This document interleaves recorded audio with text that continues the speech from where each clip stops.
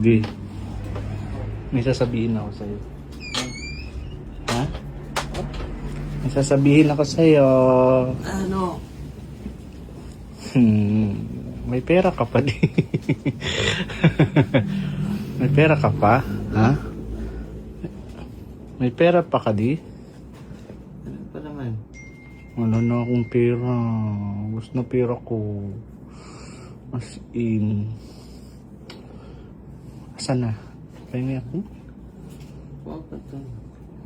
Withdraw mo na yung pera mo? Oo. Lahat? Ano na lang yun? Oo, kano na lang yun. Magkano? 9 ata din. 9,000? Sa akin na yung 5. Ha? Nandun yung wallet ko sa sasakyan mo. Nakalimutan ko kung kayo. Nandun? Oo. Ba yun? Kunin ko. Kunin mo na doon. Kasi yung 3,000 doon, hiniram nung, hiniram Eh.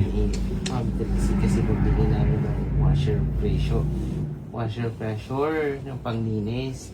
Asan na? Eh, sabi ng manager, kaka mo na ako bayad, bayaran ko ng bukas. So magkano lang yun doon? Ewan ko, 6,000 nata. Ano ba yan?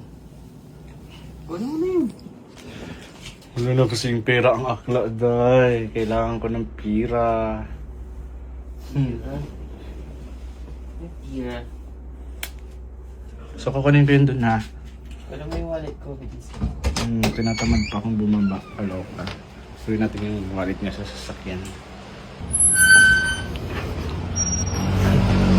Bukas kasi may schedule ako sa sa facial ko. Pero bayad naman na yun. Siguro mga yun.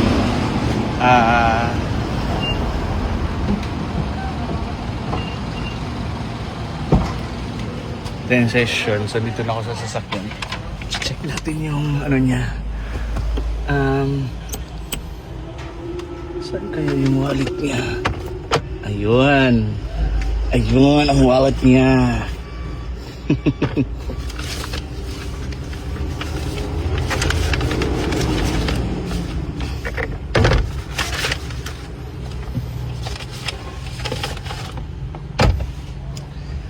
Ay nako.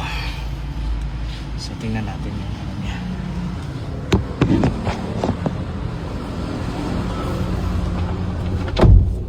Tingnan natin yung wallet niya, kung magkano ang laman ng wallet niya.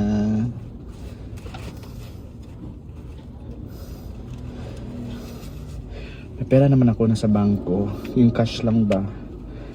Ayoko namang withdraw ako ng withdraw tapos wala naman ako ito lang for emergency purposes naman. Meron pa naman ako 500 sa wallet ko. Tapos yun be, 1, 2, 3, 4 lang naman pala to. Sabi niyo 6,000. 4,000 lang pala yung pera niya. 4,000 lang ang pera niya mga mari ko. Ito lang. Saan niya inano. So tara.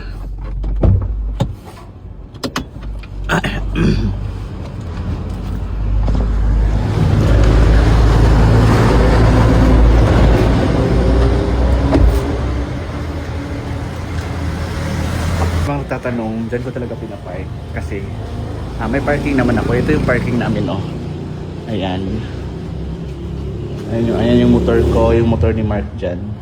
So doon ko lang siya pinaparking kasi kung pag matagalan kami umalis, paparking ko siya doon sa mismong parking namin para kahit pa paano i-save siya. Pero for the meantime doon lang siya sa labas kapag ginagamit ko araw-araw.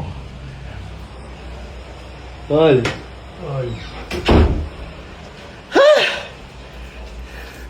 4,000 lang pala to eh.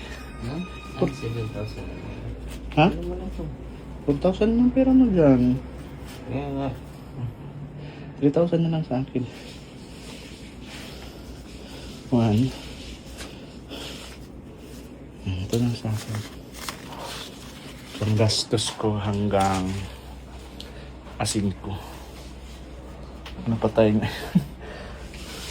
Kasi sa itong pera na to, panggastos ko hanggang asin ko. full naman yung ref namin. Yung gas ko sa car, full tank din naman. So, wala naman kaming pupuntahang iba in the meantime. Tsaka darating na din si Afam. So, ilang araw na lang, siguro mga 3 days darating na si Afam. So, hindi ko na problemahin yung gas and everything. Kasi siya na ang mag-ano. Thank you sa 3,000.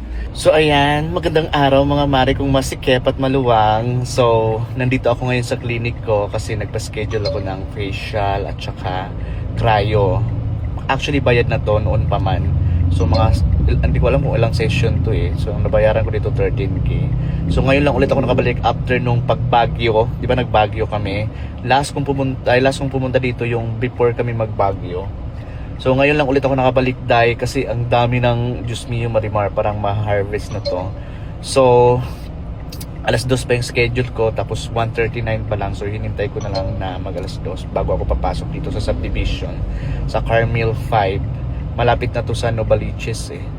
Hindi ko alam kung saan to sakto, basta along Mindanao. Mindanao yata to, hindi ko alam. Nagpunta pero di alam, no. Basta malapit na siya sa Novaliches. So after nito, pupunta ako kina Kim Chung May Afam kasi kukunin ko yung mga damit ko doon. May malita kasi ako doon na isang damitan. Yun yung time na nag-away kami ni Mr. na doon ako tumira. So hindi ko pa nakuha. At maya after nito kukunin ko yon. So ayun, mga mare, magpa-facial tayo ng bongga. Kasi yung dito ko kasi talaga, oh grabe, oh nakakapa ko na nga eh. Ewan ko kung saan to banda. Ayan, naka-hazard lang ako kasi bawal pa akong pumasok sa loob. Correct. So, ayun lang for today's video.